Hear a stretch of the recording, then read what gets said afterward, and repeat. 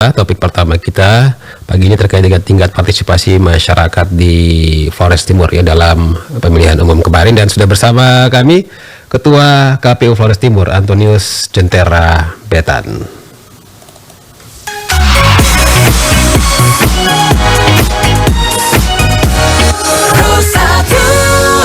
Selamat pagi Pak Ketua. Selamat pagi. Iya, Pak Ketua, terkait dengan tingkat partisipasi masyarakat di Flores Timur dalam pemilihan umum kemarin ini, bagaimana KPU Flores Timur melihat hal tersebut? Ya, terima kasih. Kami Kabupaten Flores Timur sebelumnya telah melaksanakan evaluasi tahapan pemilihan Bupati dan Wakil Bupati Flores Timur tahun 2004. Di mana dalam evaluasi itu kami mendapat masukan terkait partisipasi masyarakat yang rendah di Kabupaten Flores Timur dalam pemilihan Bupati dan Wakil Bupati yang lalu. Untuk itu hari ini sebagai tindak lanjut dari diskusi yang kami lakukan beberapa waktu lalu, kami melaksanakan kegiatan diseminasi hasil riset untuk terkait partisipasi masyarakat dalam pemilihan bupati dan wakil bupati di Kabupaten Flores Timur. Baik. Tingkat partisipasinya ini rendah kalau dibandingkan dengan pemilu-pemilu sebelumnya, seperti apa Pak Ketua? Ya, di pilkada sebelumnya partisipasi pemilih di Kabupaten Flores Timur berada di angka 71% ya. Kemudian di pemilihan kali ini turun di 61% lebih. Jadi turun sekitar 10%. Ini faktor apa nih Pak Ketua yang menjadi penyebab turunnya tingkat partisipasi dari masyarakat di sana?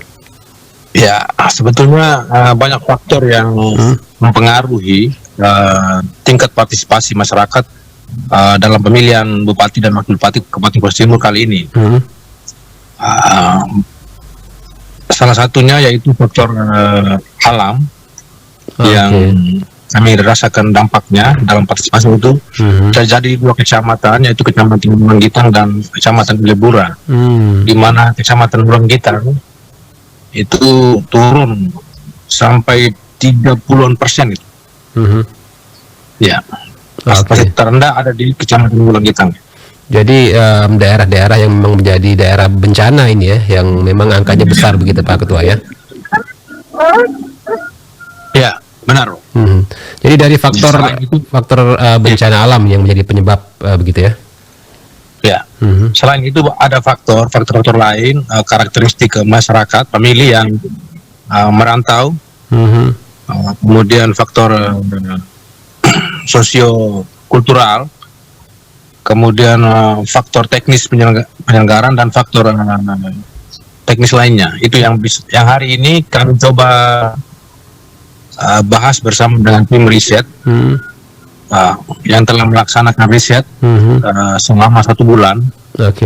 Tim riset ini berasal dari tim riset Unika Widya Mandira Kupang, yang hari ini akan mempresentasikan hasil risetnya di Kabupaten Flores Timur.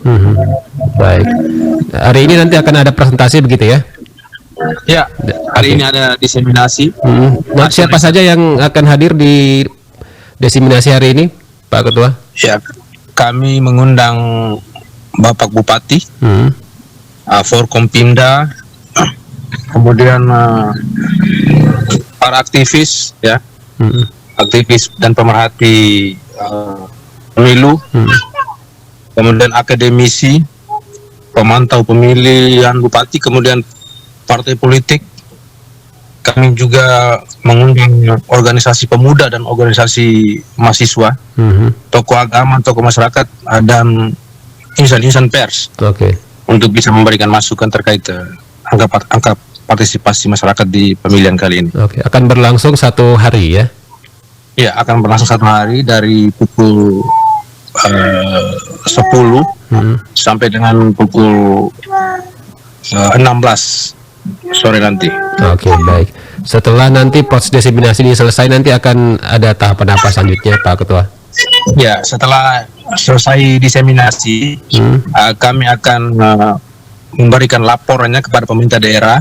Sekaligus kami akan memberikan pengembalian hibah daerah kepada pemerintah daerah secara langsung. Hibah daerah ini apa saja bentuknya?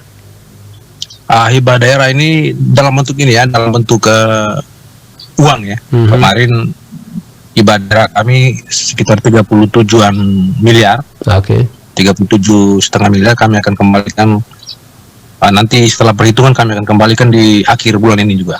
37 miliar ini yang tersisa begitu ya? Atau tidak, itu udah dari pagu awal yang disampaikan kepada kami itu sekitar itu. Nanti akan dihitung kembali, sisanya akan dihibahkan ya? Ya, akan dikembalikan kepada daerah. Oke, baik. Pak Ketua, bagaimana efektivitas dari program dari KPO sendiri terkait dengan tingkat partisipasi pemilih ini? Apakah ada evaluasi juga ke depannya? Ya, ada evaluasi ke depannya. Terkait partisipasi pemilih, kami akan lakukan sosialisasi dan pendidikan pemilih di masa non tahapan ini untuk meningkatkan partisipasi pemilih di pemilihan-pemilihan selanjutnya. Oke, ada rencana inovasi baru dan lain-lain yang akan dilakukan ya? Ya. Oke, baik. Kami akan menggandeng para pihak untuk melakukan sosialisasi di lembaga pendidikan maupun kelompok-kelompok masyarakat tertentu ya, seperti tokoh perempuan, disabilitas, dan kelompok-kelompok masyarakat lainnya. Baik, Pak Ketua, terakhir pesanan untuk masyarakat Flores Timur terkait dengan pentingnya partisipasi dalam pemilu untuk pemilu-pemilu kedepannya, Pak Ketua, silakan. Ya, jadi untuk masyarakat Flores Timur, mereka harus ini ya, menyadari bahwa partisipasi dalam